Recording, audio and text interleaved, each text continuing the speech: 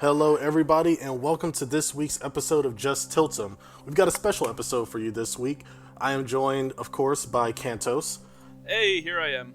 and we have a special guest from the TSM Vainglory Team, FlashX, the Rome, the man, the myth, the legend, the pioneer, the innovator, joining us on this week's podcast to talk about Vainglory and all of its wonderful handheld, portable, on the stage, tap the screen, kill the people-ness. How you doing, Flash? I'm doing well. How about yourself? Doing pretty good. So just to give you guys I guess a bit of a rundown, what we're going to be doing this episode is really diving into Vainglory as a sport. As some of you may know through browsing the TSM subreddit or just kind of being on YouTube, TSM has a Vainglory team, and they do very well.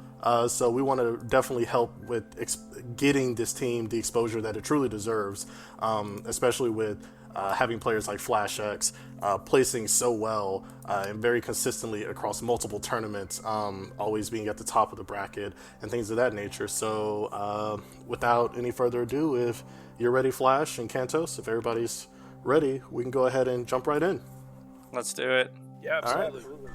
Sounds good. So I guess to kick things off, I'll go ahead and throw out there, before coming into prepping for this interview, I was very limited in my knowledge on Vainglory. I watched the Vainglory YouTube series that TSM produced, but my knowledge of the game itself was basically minimal. But of course, after doing some research, I've actually found it to be surprisingly in-depth. So I guess my first question for you, Flash, it's going to be kind of an open-ended one. You can tackle it however you want to. Is what would you want people who are, completely in the dark about Vainglory to know that will attract them to the esport? So it's definitely very similar to League of Legends. Really, the key differences are just the fact that it is played on mobile devices. So whether that be your phone or if you have a tablet, your tablet. I know that the amount of smart devices that Vainglory can support is growing and growing. And then the other main difference is that it's 3v3 instead of 5v5, but it's rapidly growing as an esport. Obviously, playing it professionally, I find it incredibly entertaining. And there are orgs like TSM and Cloud9, Immortals, Echo Fox, Energy, who have signed teams and who are in the esport, making it more competitive every day. Yeah, and I actually kind of want to follow up on that, as I actually had a specific question. You just mentioned that, Immortals and Echo Fox and stuff like that. We just saw Immortals and Echo Fox specifically just recently pick up teams. Immortals picking up Hammer's Velocity, a strong team, and I don't necessarily want to say a rival, but another very strong North American team. And then Echo Fox actually picking up some of their previous TSM members, Koldemeek and Miksha. How do you really feel about these big orgs kind of jumping into the scene like this? Yeah, so I would definitely say that the Velocity team has been one of our biggest rivals. I know that we played them in the finals of winter season in 2016. They ended up winning the spring season of 2016, and then we also played them again in the finals of summer 2016. So they're definitely a really high-quality team for Immortals to pick up, and then having Miksha and Koldemeek on Echo Fox now creates a little bit of a rivalry. There was definitely a rivalry in summer season, even though Miksha and Koldemeek both went to opposite teams after they left TSM, but now that they're on the same team together and being a part of as big of an org of Echo Fox is, that definitely creates a huge rivalry, but fortunately they're one of our main scrim partners and definitely help us improve on a daily basis too. Yeah, so on the topic of scrim partners, and I'm glad you brought it up, one of the things I'm most interested in, not just with Vainglory, but with a lot of professional esports, is actually the practice schedule. Because, we can, you can be a devoted fan of League and read about teams scrimming, but as a player, what's it like to actually go through those blocks of practice and having to play the game constantly back to back to back and work on improving? Is it something...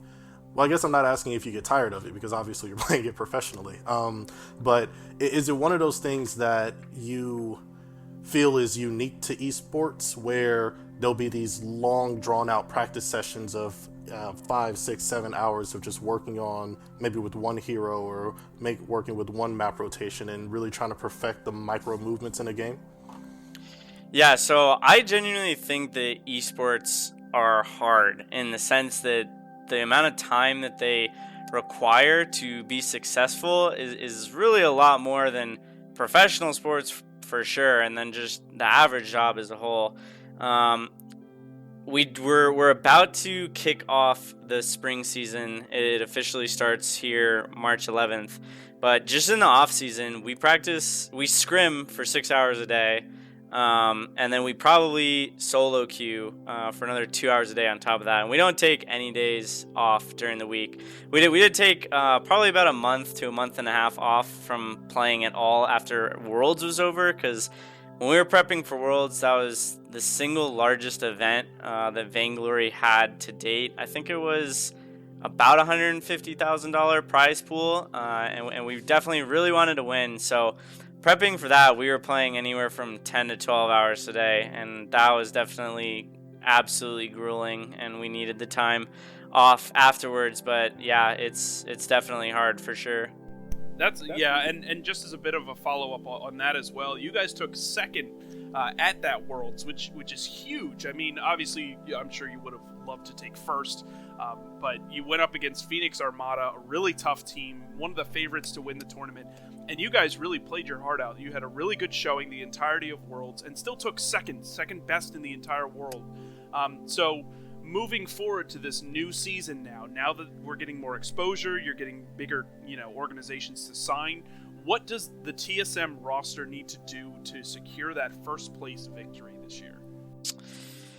It's really hard to say. Probably 2 weeks before Worlds, when we were still scrimming pretty much only other teams in North America, just because the foreign teams hadn't gotten into the country yet. We felt really confident. We thought we totally understood the meta. We had a completely understood draft plan for every situation. And then once the Korean team, Phoenix Armada, got to the United States and we started scrimming with them, we realized that we weren't as prepared as really what we hoped, because the first couple of days of scrimming with them, we learned a lot. We really were challenged a lot, and we did try scrimming across servers, but unfortunately, whoever was on the home server, just due to lag and latency issues, typically won. But once it was more of an equal playing field, we learned a lot. So in terms of really stepping it up a notch and taking first at Worlds this year, we're going to have to do a better job studying regional metas. I know that was actually an advantage that Korea had last year, just because they didn't have a truly defined competitive system or competitive ladder throughout the prior season, to where we couldn't find any footage of them and what their meta was, what their comfort picks were, and how they really like to execute stuff. But I know that Vainglory now will have that for Korea. They have their own Korean league that should also be kicking off within the next couple of weeks. So hopefully we'll be able to study a lot of what they like to play and how they like to execute it this upcoming year. And just on top of that, I think trying to innovate more rather than trying to just get comfortable with the same strategy over and over again, I think will be instrumental in us taking first. Yeah, and that's actually one of the things I think is interesting, because I think we're seeing a bit of a parallel with that when it comes to our League of Legends team, not just solely with the TSM team, but also with pretty much any team that doesn't play in the Korean League, where I feel like there's this focus on getting comfortable with the meta instead of pushing the meta and developing it into what you want it to be.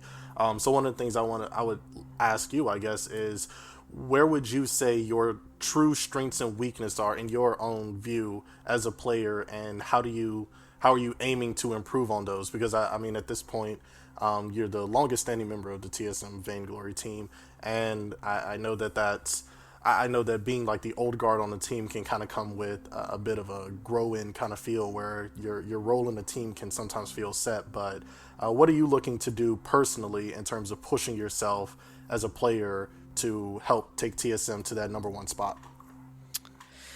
Yeah, so during the start of summer season, when Von C and Chuck came in and replaced Koldemeek and McShee, I think I was pretty comfortable in terms of my own mechanical abilities.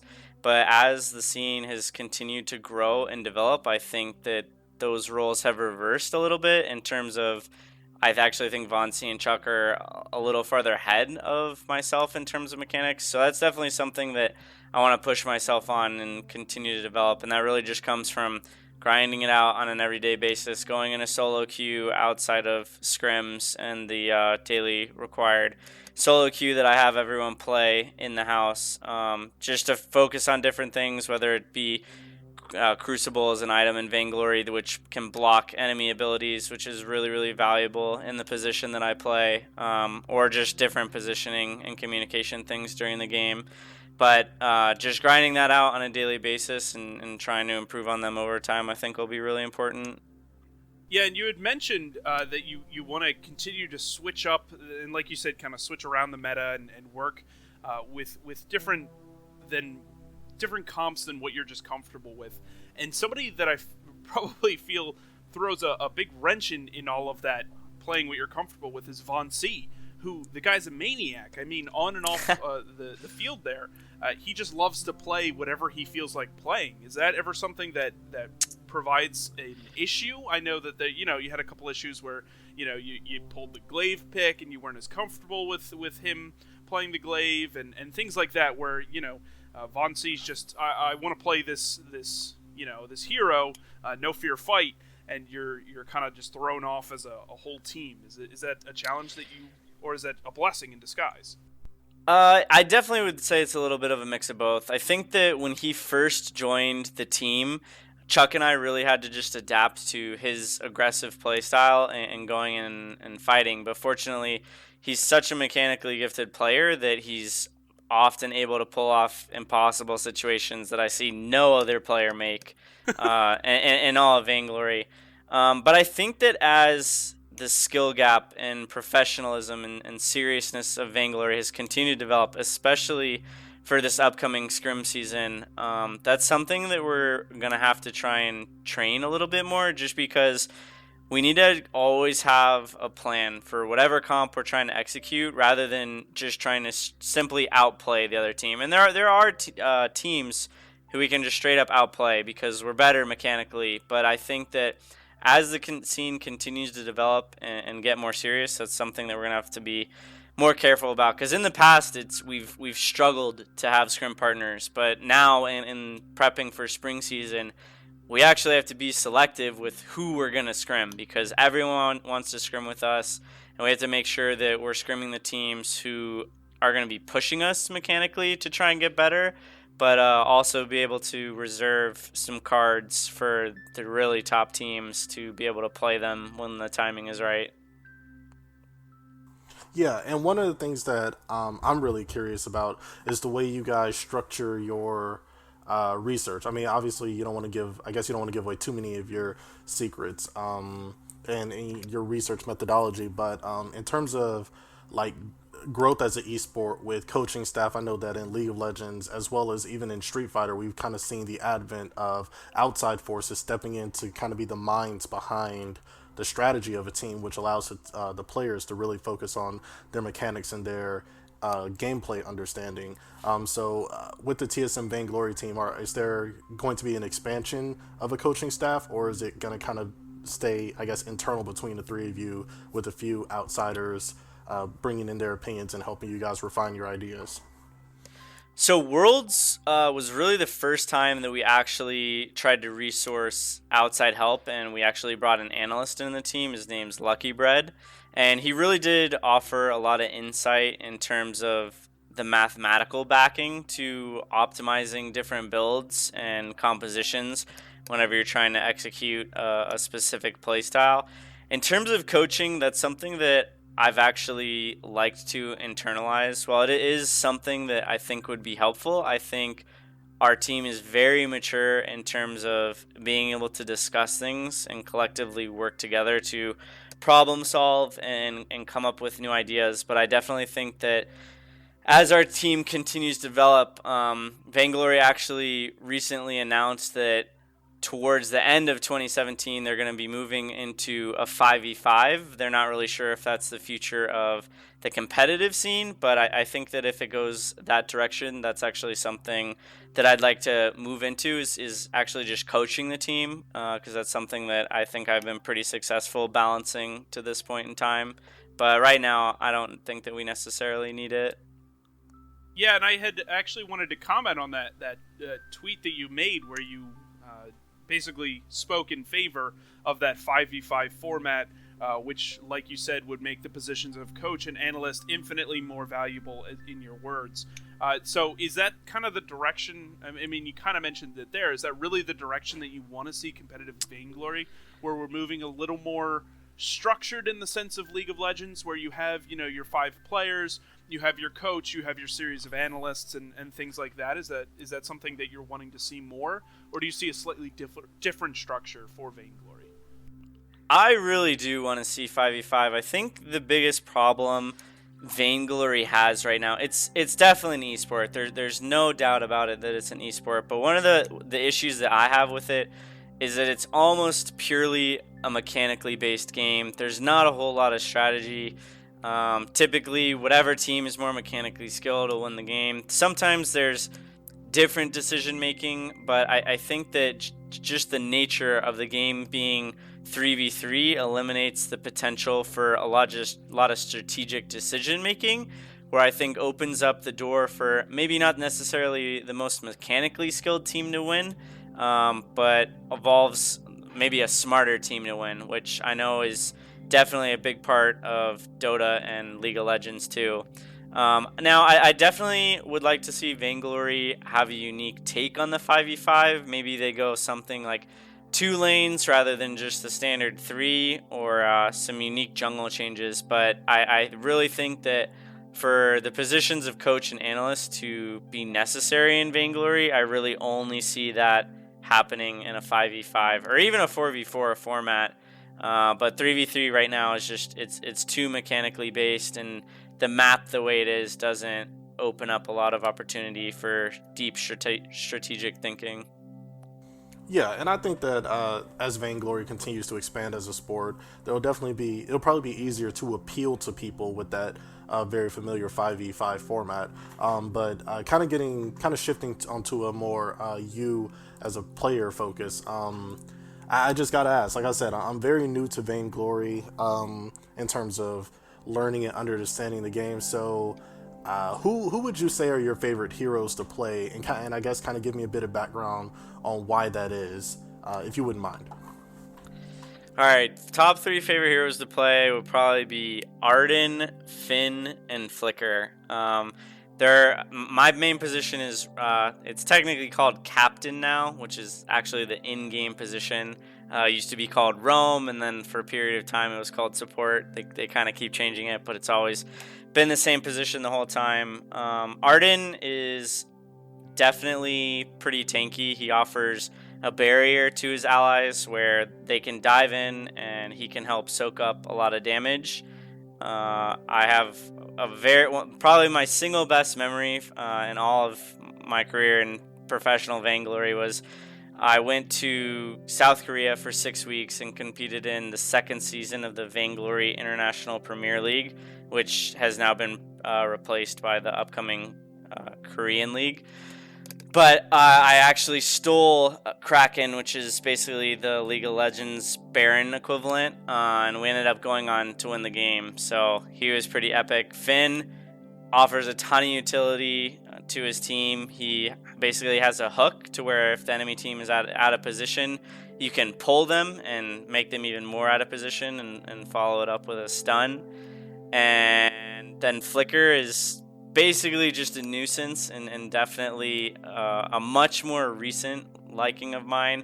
He gains invisibility anytime he's in brush, and he can actually maintain that invisibility for a short duration while he runs out of brush. So it offers us a lot of early game aggression, which suits Vonsi's playstyle really, really well, because I can just get on top of the enemy heroes and slow them, which helps create a lot of kill potential in the early game. Yeah, I'm actually surprised that I didn't hear the Lance in there. I know that the Lance is a big thing that you as a team really enjoy. Obviously, we've seen Von C's, the jungle Lance, but you play Lance a lot. I'm surprised that wasn't at the top of your list. Is that just something that you play as a utility for the team, or is that something that you do enjoy? It's just not one of your top 3 favorites. I definitely enjoy playing Lance, and he definitely offers a lot of utility. I don't think we'll see Lance a lot in the upcoming spring season, just because he's been meta for so long that I think Vainglory's trying to tone him down a little bit, and unfortunately he's received some nerfs in this upcoming patch, which is dropping tomorrow, actually. Yeah, and that's actually, man, this podcast is transitioning so well.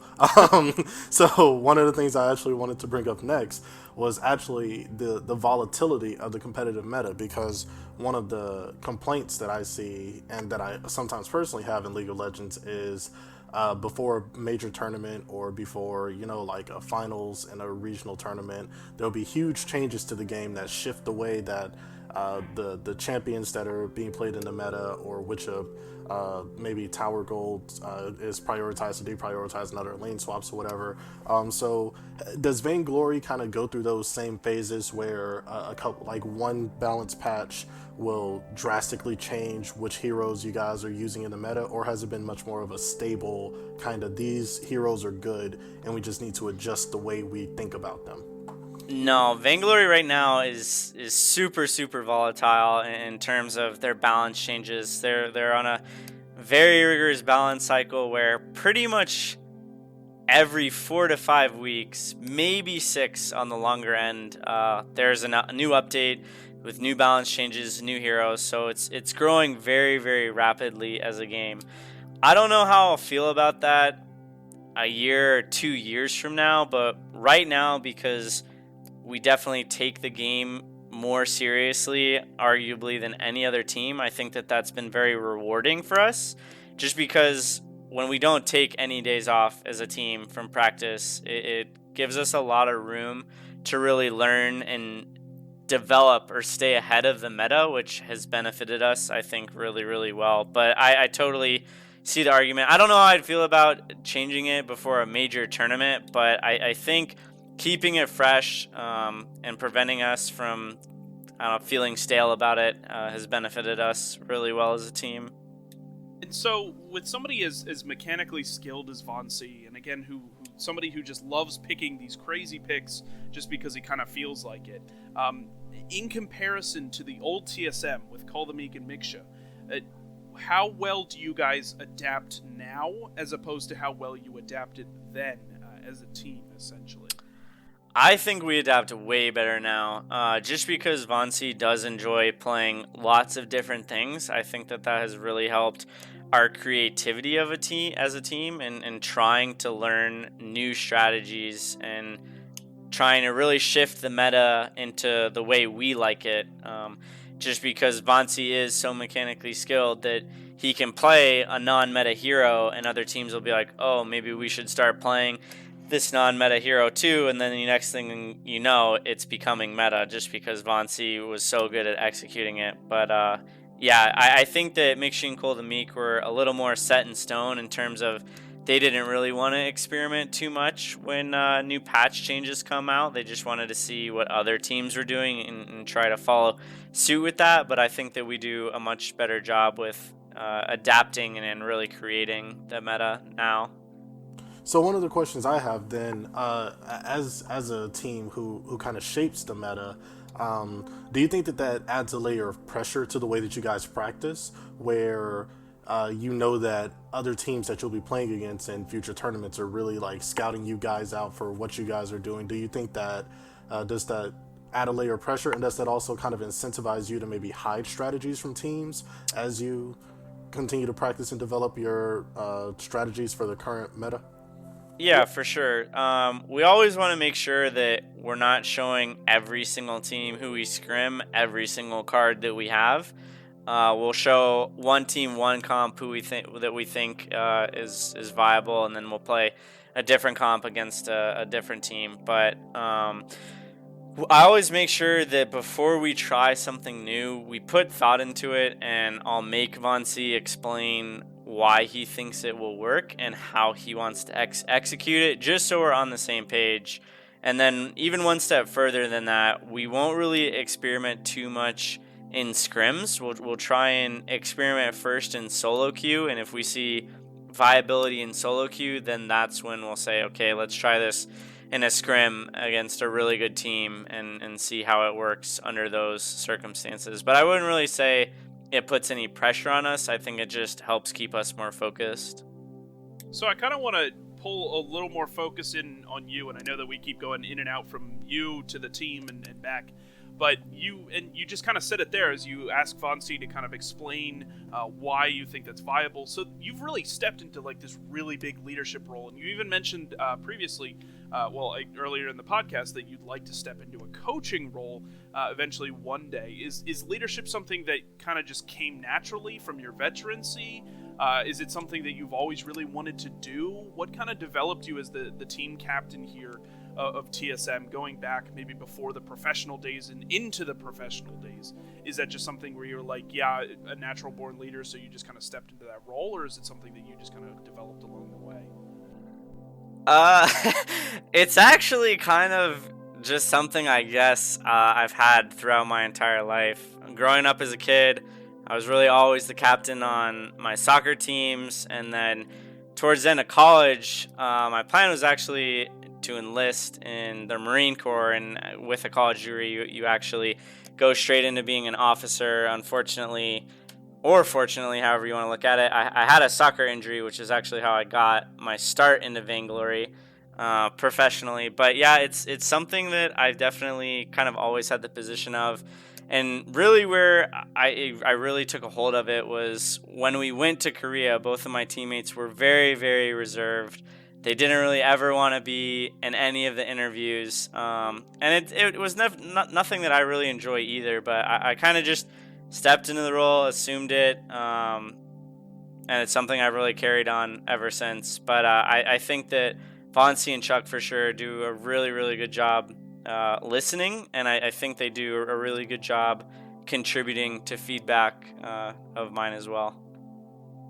Yeah, so one of the things I'm really curious about, I guess, on Cantos' comment of us, like, kind of oscillating in and out, what's it been like being a part of the TSM brand as a whole? I know that in the past they had a bit of controversy with not necessarily giving their other esports a lot of exposure, and I think that they've made plenty of leaps and bounds in terms of granting all of their teams exposure through their various media outlets. But I guess just in your personal opinion, what's your experience been like working, I guess, with Reggie as an overall owner, as well as just being under the TSM brand in general?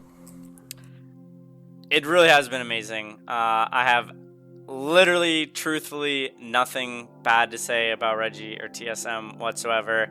Reggie always comes to our tournaments. He always sends us messages, making sure we have everything that we need, whether it be a new headset, a new TV for watching scrims, literally anything we need. They've done a really good job of supplying it. And yeah, their support has been amazing, and it really has been a dream come true. Yeah, that actually transitions pretty nicely into the next thing I wanted to talk about. You were the first Vainglory team to actually get a team house.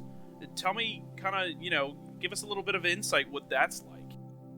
Yeah, so team houses are obviously a standard in esports. I think that they really do a good job help facilitating environments that really breed success. It was something that I actually wanted to do back when Kolamik and Mikshi were on the team. Unfortunately, I wasn't really getting the impression that they took Vainglory as serious as I did at the time, and they really weren't willing to even put in the time to find success that I think a team house helps foster. And it was something that I brought up with Vonsi and Chuck after we won the summer finals, and they were both on board. We knew that we had qualified for Worlds, so I think something that kind of started out as a way to help facilitate our preparation for Worlds has turned into something that we're going to keep using that's hopefully going to help continue breeding success in the future.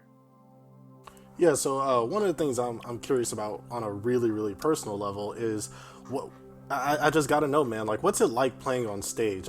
Like, I'm not the kind of person who gets stage fright. I have a really easy time speaking in front of crowds and stuff. But I feel like if someone put a game that I love playing in my hands and told me you're gonna play in front of a couple thousand people I feel like I'd lock up. Like, did you ever go through any kind of nerves or kind of stage fright that you had to work through as you got used to? Because every time I see any esports player and you guys are on stage with your headsets on, completely zoned into your phones or your tablets, I feel like I wouldn't be able to drown out the crowd and just focus on my game. So how did you deal with that as you kind of grew into the Vainglory professional scene and playing in these bigger venues?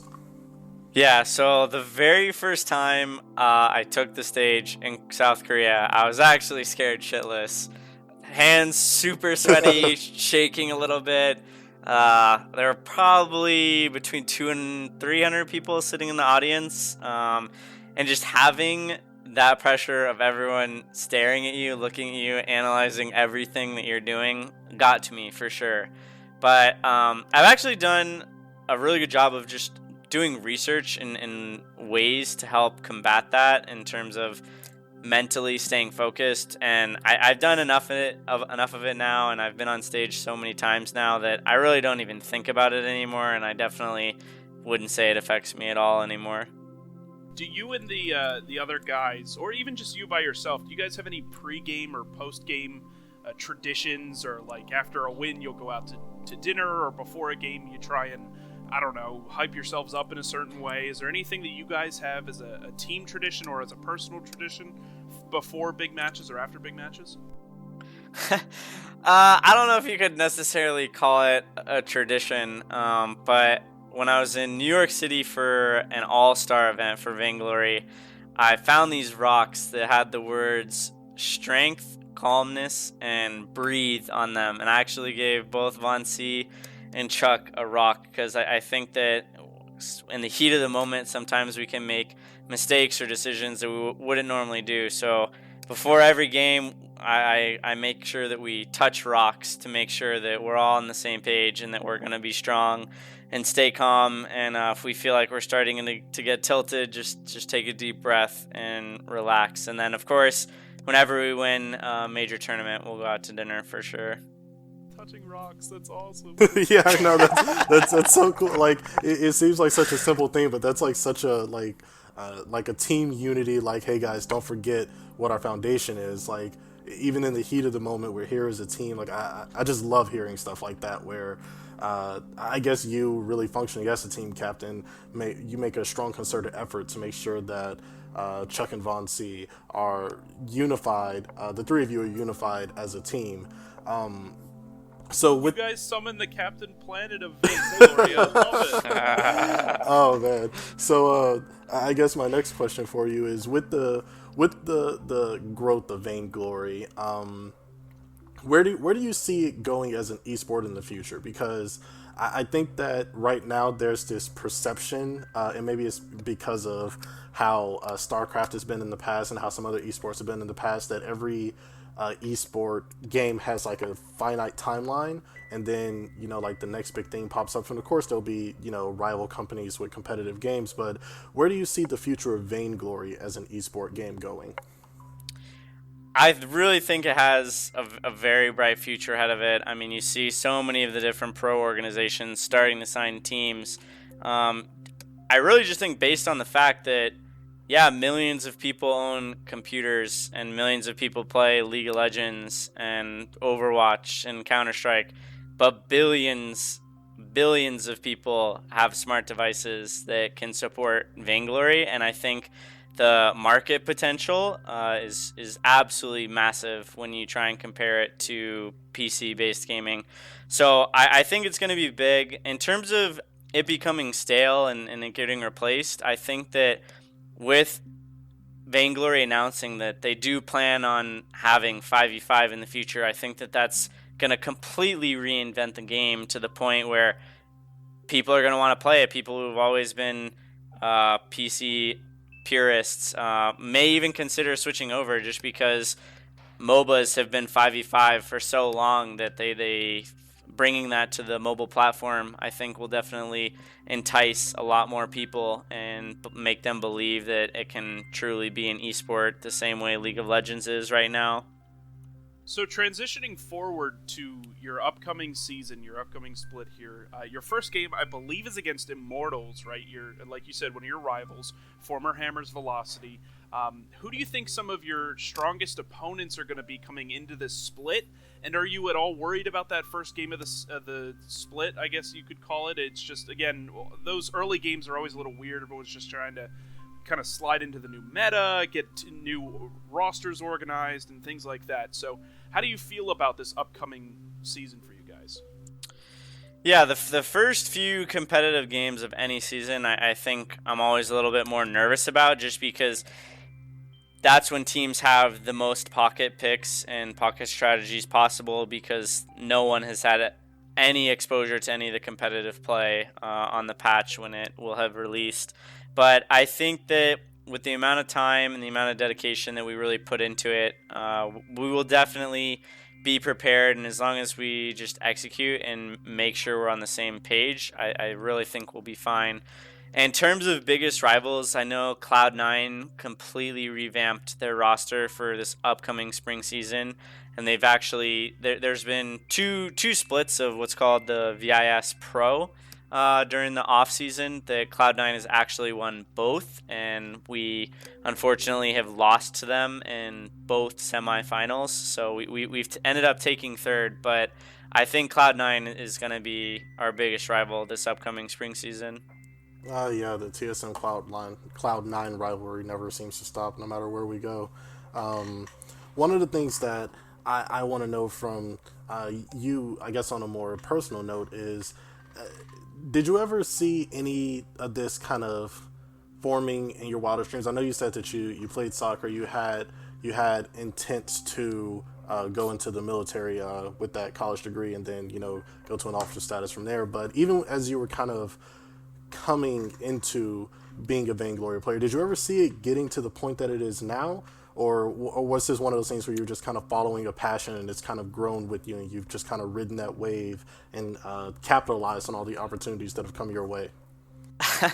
Yeah, I really never would have expected Vainglory to get as big as it is today. I know when I first started playing it, never in a million years would I have thought that a game that's played on cell phones could be this popular. But I've been very lucky to get to where I am today, and it's just been a sequence of very, very fortunate events that I've tried to capitalize on and make the most out of. And I definitely hope that it will be a long career in the future.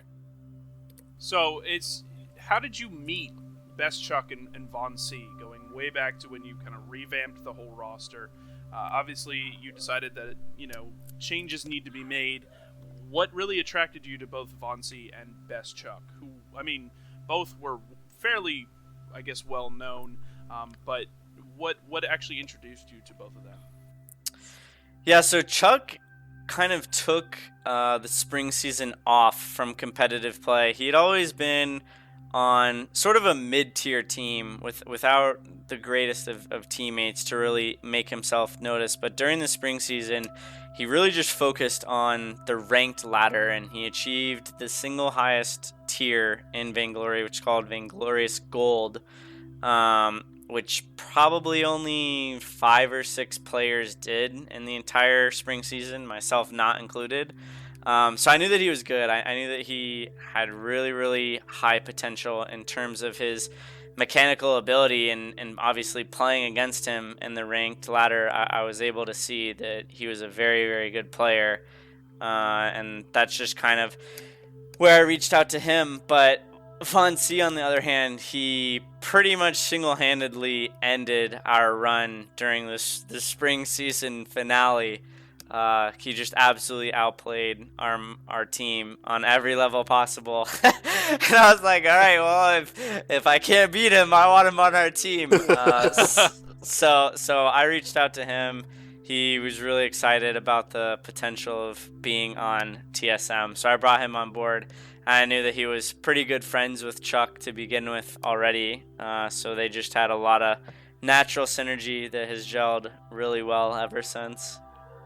Yeah, that's awesome to hear. One of the things I guess, going back to a more personal kick is how is being a professional esports athlete? Because I mean, with the scrim blocks that you guys put in, I think it'd be crazy for anybody not to consider you an athlete, even if it's just like a mental athlete or just like an endurance athlete with having to work yourself that hard to stay on top of your game. But how has it influenced your family life and your personal life? Like, were there a lot of I mean, because there are a lot of stories of these younger people coming into like maybe the League of Legends scene or even the Overwatch scene, and they're like, yeah, my parents don't really care, like don't care for me doing this, but I'm following a dream. Did you have a lot of familial or I guess personal support coming into this? Yeah, not at first. So obviously, going to college and shelling out that amount of money, my parents were not thrilled with the fact that I was playing this as much as I was. They wanted me focused on school and focused on a career. But after I graduated, because I had that soccer injury and my plans were kind of changed pretty dramatically, you can't really do anything with a degree in biology, or at least the options are very, very limited unless you go back and get your master's. So I just decided to get a job to support myself. I was actually working in sales. Did not enjoy it at all. Was not my thing. Hated getting up, going to work every day. So when I qualified to go to Korea for the first time, I called my parents and I told them I can go to Korea, South Korea, for 6 weeks. Have absolutely no expenses from that, and I have the potential to win at least a little bit of money. And they really weren't thrilled at first, but once they started watching and really just saw how much I enjoyed it and how passionate I was about it, my dad really, ever since I was a kid, always preached for me to get a job in something that I enjoy doing, because I know that he absolutely hates his job, but fortunately it pays the bills. So once they really saw that I can make a career out of this and that I did enjoy doing it, they have been really supportive ever since. Oh yeah, that's awesome, man. I guess as a follow up, do you think that some players, and I guess just I want your opinion on how important having that family support is, because I know that there can be a lot of I guess opposition to a less than common career path, but one of the things I've noticed with a lot of professional esports players in general is that it's definitely the advent of a new style of career. And I think that you guys with the Vainglory, with the spread of Vainglory, are really helping to push the fold on what's being seen as quote unquote acceptable as a career path. But do you think that having that familial support is going to go a long way? Because even with like basketball, football, you'll have parents who start helping their children learn it early. Do you think like maybe in the far off future you'll have parents slipping iPads into their children's beds and like make sure you get some solo queue in tonight if you want to be that big star? That would be hilarious. I think that because kind of my generation is really the first generation to grow up with massive access to different video games, whether it be on the PC or on the console or whatever, I think that definitely is a real possibility. The same way, exactly how you said. My parents' generation, my dad always wanted me to play sports growing up as a kid. I would totally support, at least right now, later in life, my kid playing video games on a competitive level, because I think that it's starting to really spread through colleges, and I think that will eventually trickle downwards to where we do start having recreational based esports the same way you have recreational based soccer or basketball or something like that. So yeah, I think the potential for that is really huge, but familial support overall I think is really important. Esports athletes need to be as focused on their game is possible. And if your family really doesn't support it, it is going to be in the back of your mind to where, yeah, it might not be very significant, but to some extent, it will always have an impact on your performance, on your passion, and how much time you're really putting into trying to be successful with it. Where if you are supported with it, which I'm very, very grateful and fortunate to have been by my parents, I know that I can put all of my time and all of my passion into being as successful at this as possible without having any of those different reservations. That's really great to hear overall, and we're really glad, obviously, as TSM fans, that you're in here.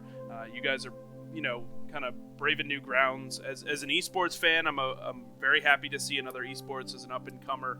I really enjoy watching Vainglory. Is there anything else that you kind of want TSM fans, Vainglory fans, people that are neither of those and maybe might be someday, anything that you kind of want them to know, or just kind of final thoughts in that sense of anything you'd like to just kind of shout out to people? The biggest thing would just be to say, just give the game a try, play 5 or 6 games. I think it's really addicting. The best part about it is the fact that it is played on mobile devices, so you can literally play it anywhere. I know that I've had a teammate in the past standing in line to board a plane, which literally qualified us to go to South Korea in the first place, and you can't do that on any other esport in the world. But yeah, give Vainglory a try. I think that it'd be really hard to put down once you start playing. Yeah, awesome. Well, thank you so very much for joining us on this podcast, Flash. It's been incredibly insightful for us to be able to sit down here with you and not just hear about Vainglory as a game, but also really the life of an esports professional, and how maybe even some of our listeners out there can work on making that jump from just being good at a game that they love to possibly taking it and making it something serious. And who knows? I mean, depending on what game it is, maybe they could be the next FlashX, petitioning big teams, preferably TSM. We got to grow that brand. But petitioning teams to expand into these new esports. So once again, thank you so very much for joining us. This has been a blast to hear your perspective on the game of Vainglory, and also just on really everything. You're a really awesome guy, man. Yeah, thank you guys for having me. Yeah. All Thanks right. again, man. Yeah. So with that section wrapped up, we Kantos and I are gonna go ahead and cover some Smash real quick. We had Zero playing this past weekend, and he actually had what I think has probably been one of his most challenging matchups. He was up against Sue's Lucario at Frostbite 2017 in the grand finals, and Zero was coming out of the losers bracket. And I don't know, Kantos, like I think that it was interesting, because one of the things I really love about Smash 4 as a game is almost how, I don't want to use the word random, but how unexpected things can be. I mean, because it seems like every time you turn around and you're watching a Smash 4 tournament, there's some other sleeper player who shows up with a pick that no one is prepared for. And here we are in the grand finals with one of the most prolific Smash 4 players, playing against a Japanese player, I believe Sue is, with his Lucario. And I don't know, did you get a chance to catch the grand finals from Frostbite 2017? I wasn't able to catch all of the matches, but I caught a couple of them. It was a pretty exciting match overall. It's always fun to see some new faces in there, instead of just your Fox and your Sheik and your, obviously, Zero's Diddy we see all the time. But we saw him on Cloud, we saw him on Captain Falcon for one match. Well, a couple matches in the same series, I guess you can call it. But yeah, it was a very challenging match for Zero. It was a lot of fun to watch the Lucario. It's a very interesting and different pick overall, but I'm really glad that Zero ended up in that win. Yeah, he went to losers barely, just because he lost winner's bracket, and that's when he kind of played the Cloud and the Captain Falcon, yeah, it didn't go so well there, but he kind of came back after taking out Nairo 3-1 in that losers bracket to kind of come back in those finals. But yeah, I caught a little bit of it, but not as much as I would have liked.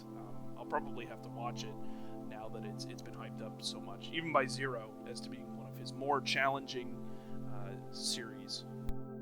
Yeah, so one of the things that we're going to start doing for you all, since we know that there are a variety of formats, we're going to start including the links to some of these games that we're talking about. So we'll have links to some Vainglory games, as well as links to some Smash games in the descriptions of our podcast. So if ever you're hearing us talk about it and you pause and you say, hey, I kind of want to check that out, we'll have all that information there for you, because, we all use it. Sometimes it can get confusing. You Google one thing, you end up watching a match from like 2016, is not what we're talking about, you end up confused, and all of a sudden, we're the bad guys, blah, blah, blah, whatever. But upcoming in Smash, we've actually got Smash Summit, March 2nd to the 5th, and as we were talking about recently, it's been interesting to kind of watch Leffen's journey in the Smash Melee scene, where he's definitely one of the top 6 players, up there with Armada, Mango, Hungrybox, Mewtwo King, Leffen, and PPMD. I always forget one. I don't know why I do. But and it's never the same one I forget either. Like, sometimes I'll like rattle off everybody except Hungrybox. I'm like, there's one other guy. But anyway. One other god. There's another god. Right. But yeah, so we've got Smash Summit coming up, and so far on the invitation list, we have Armada, we've got Mango, we've got Mewtwo King, we've got Hungrybox, Leffen, of course, as well as SFAT, West Balls, Plup, Pew Pew U. Smash players have very weird names, I'm coming to realize. But yeah, so I guess I want to get your impression on how you think this tournament is going to go for our boy Leffen. Do you think that he's going to be able to triumph over Armada, who's just been kind of running the scene in 2017, or are we going to see another close grand finals where things are kind of up in the air and we're all sitting there fingers crossed for Leffen to pull it out? There's a lot of big names coming here. Again, you said it. We have Hungrybox, Mango, Armada. There's just a lot of big names going in here. I think specifically Leffen really wants to stand above. That's something that he took second against Armada just recently, and he doesn't want to do that again. He doesn't want second place. He wants first. He's so hungry. For Hungrybox. Sorry, I had to make the joke. But he is. He's really hungry for that win. He's hungry for that first place. And so I want to see him step into his own. Zero really is able to dominate the scene pretty nicely. He has a good hold on the top there. Leffen really has a lot of rivals to fight with. Obviously, the 5 gods and then Armada. He really has to fight for that top spot to be, like you said, in the top 6 of the league here. So I want to see him come out swinging. I want to see really good games from him. He's out for revenge. He wants to take down Armada. He wants to show the world that he is the best Smash player for Melee. And so I expect a lot, and I'm hoping not to be disappointed. I'm hoping that doesn't turn around. But I think Leffen really wants it, and I think he has the ability to take it. Yeah, I agree. I think one of the most entertaining things about Smash Bros. As a game is that even though there are so many, I guess you could say the meta for the game is kind of set in stone at this point, since obviously there's not going to be any balance patches to a GameCube game. But I think that it's always interesting to see how volatile the leaderboards for Melee can really get. I mean, I guess from the outside looking in, you just see like the same 4 or 5 names at the top of every tournament. But when you really get into watching it, you see how close some of these matches get, where one bad tech or one bad wave dash or one mistake or one really good read can be the difference between these top players, where the gaps between them aren't so clearly defined. Whereas, like you said, with Zero, it can be pretty well said that he's at the top of his game right now. He has been at the top of his game for a very long time. I don't know that any player has really come close to his dominating run in Smash 4. So he's kind of Zero's more of a like king. He's more of a king of the hill kind of thing, where it's like he's protecting the throne that he's building for himself. Whereas with Leffen, it's almost like Game of Thrones, where everybody's after the crown and they're cutthroat to get it. So I'm really looking forward to Smash Summit being a really hyped tournament. Again, that's going to be March 2nd to the 5th. So be sure to tune in and support Leffen, support the entirety of the scene, really, and just continuing to help grow and proliferate esports. But I do believe that will about do it for this episode. Kantos, you have anything else you want to add in here before we head out? Another just thank you again to FlashX. He's already kind of left, but just want to throw out another thank you there. Really appreciate him coming on here. It was really awesome of him. Guy's a really nice guy, as I'm sure all of you can now kind of see. Something else is, I'm sure a lot of you are wondering, why aren't they talking about those upcoming league games that we got going on? We're going up against CLG and then Dignitas. We're actually hoping to do a mini-sode that is just kind of focused solely around the upcoming games here. So you should hopefully be hearing that later this week. So if you have that question, that is why. We hope to bring some of the guys from the CLG fancast, the CLG Faithful fancast, on here to kind of just talk about that upcoming match in that aspect. Almost like we had Havoc Puss here for the Cloud9 match. So again, if you're wondering and saying, hey, why haven't we talked about any league stuff? That's why. We just thought that this week would be a really good episode to kind of branch out, especially since we didn't have any games this past weekend with IEM. So yeah, that's pretty much it. And I guess as a PSA, really, to anybody who's in the TSM family of esports, if ever you'd like to honor us with joining us on a podcast episode, we'd love to have you. We'd love to sit down and talk with you about whatever your sport is. I believe between us three hosts, we can pretty well cover everything that's under the TSM umbrella currently. So, Zero, Leffen, if you by chance happen to be listening, anybody on the league team, whether that be management, a player, an analyst, whatever, we'd love to have you on. We really just want to help grow this podcast into something informative and entertaining and special. So we are always open to collaborating with anyone. If ever you want to, our information will be available in the description of every episode that we do. But with that little plug being said, Kantos, it's been an absolute pleasure. This has been a great episode, I think. And yeah, thank you all for listening and joining us for this Vainglory focused episode of Just Tiltum. All right, thank you guys. See ya. All right, have a good one, guys. Oh boy, my favorite!